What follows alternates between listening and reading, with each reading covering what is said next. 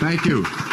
I'll just be very brief. I'm here to introduce the president of the Polish American Congress, who needs no introduction to you, Frank Spula.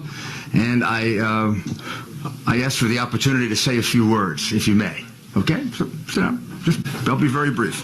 First, I should tell you, for those of you who are citizens of the city of Chicago, there's no city that helped New York City more after September 11 than Chicago.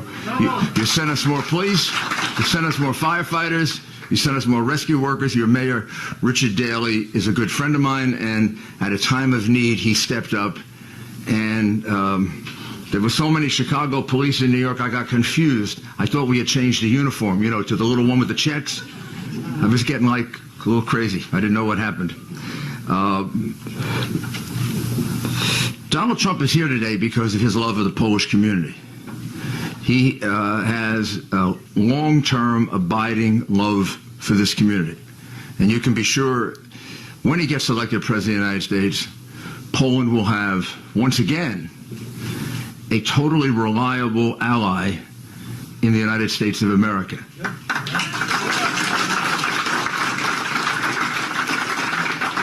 One of the acts that I have condemned the most of the current Obama administration, done when Hillary Clinton was Secretary of State, was the reset of the relationship with Russia. Because in resetting that relationship, she gave up what my president, the president who's my hero, she gave up his dream of a nuclear defense of Poland and the Czech Republic.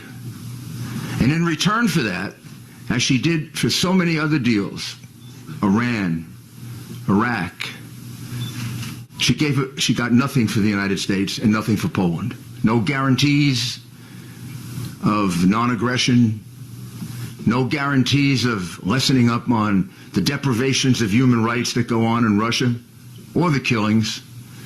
For that, I once asked Secretary Gates, who was the defense secretary, I said to him, that agreement has always troubled me, Secretary Gates. We did a panel together in Los Angeles 6 months ago. I don't understand it. First of all, from a geopolitical basis, I don't understand it. Why would we give up the nuclear defense of Poland and the Czech Republic when we now know it works? What about the Iron Dome in Israel? Back when Reagan announced it, they made him into like a nut for doing this. Turns out Reagan was right. If a missile can shoot down a plane, a missile, if it's better, can shoot down another missile. It doesn't take a rocket scientist, excuse the pun, to figure that out. Even a stupid lawyer like me can figure that out. But the New York Times couldn't, and all its critics. So the Obama administration began, I believe, double-crossing Poland and the Czech Republic with Hillary Clinton, a prime architect. And no matter who was running on the other side, you do not have a trusted ally in either one of the two of them, because they took away from you what was promised to you, a nuclear defense of your country. If you elect Donald Trump, you will find a man who understands that Poland, unlike some of the countries he's pushing a little for a little more money, Poland pays its bills to NATO. You should be proud of that. Not only that, he's proud of you for doing it. So he'll defend the NATO treaty. It's a solemn obligation of the United States. Yes, he's going to push some of the people that aren't paying their fair share to pay more. But that doesn't mean he doesn't understand his solemn obligation, which is if any member of the NATO alliance, all 28, if any one of them is attacked, we all come to each other's defense. Right. Second, he is going to do, again, what Ronald Reagan did. He's going to rebuild our Army, our Navy, our Air Force, our Marines. This president and Secretary Clinton want to decimate our military. So he will take our troops up to 540,000. Obama wants to take them down to 420,000. Active troops. We're over 1 million with reserves. That'll take the reserves up to 1.3. Number two, he's going to take our Navy, which they are decimating. They are ruining our Navy. We're going to go down to 240 ships. I'm not even sure we could patrol the Atlantic with 240 ships. We certainly can't patrol the Atlantic and the Pacific, and we're supposed to be a two-ocean Navy. He's going to build our Navy to at least 350 ships, which is where it has always been, that allows us to go into the South China Sea and push China back. It allows us to come in the middle of what's going on in the Ukraine with an aircraft carrier so we can push Putin back. And I want you to know one final thought about Mr. Trump. I know him for 28 years. And I know there have been some remarks about Putin and all of this. He doesn't know Putin. He's never met Putin. Will he negotiate with Putin? Yes. Did Reagan negotiate with Gorbachev? Yes. But he's going to negotiate with him from a position of military strength that dwarfs the Russia. He will negotiate with peace through strength. I know Putin. That'll make a difference. He's a bully.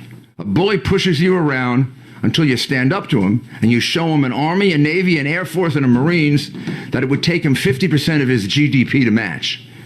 And we cost us only 5%. Donald Trump gets it. This is a man who knows how to negotiate. I've never seen him lose a negotiation.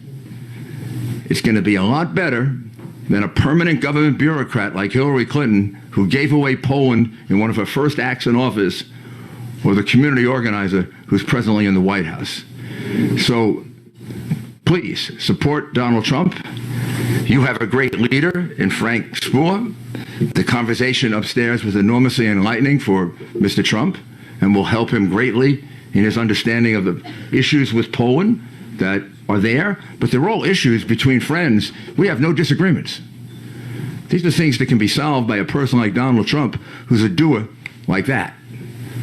So I think working with Frank and many of the people in your community, we can put Poland and the United States back on the track that it used to be, not where we've gotten off track, where you can count on us as your defender, and we can count on you as one of our best friends. Thank you very much.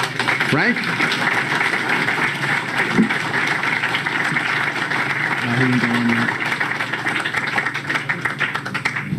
Is Frank ready? Here he is. Now to announce him. Frank Spooler. Thank you, Frank. Thank you very much. Thank you. Thank you, Mr. Giuliani. Good morning, ladies and gentlemen. Thank you all for coming, and thank you for your patience this morning. Today is really a great day for our community here in Chicago. For one, we've got a candidate that's aspiring for office of the President of the United States of America, for one. And, I need to share with you, as a community, we've had a very good meeting upstairs. We talked about various issues that are of concern for us as Americans and as Poles as well. We touched on many, many topics that are of concern to us within the community, as far as the Polish American Congress itself. So our meeting was very positive. All in all, we've got to say that Mr. Trump is really on top of these issues, of the questions that were asked of him. And I know that Mr. Giuliani has spoken on some topics that we addressed upstairs in the boardroom. And I think you really don't want to hear me. You really want to hear what maybe the future president of the United States, Donald Trump, has to say. Let's give Donald Trump a warm welcome.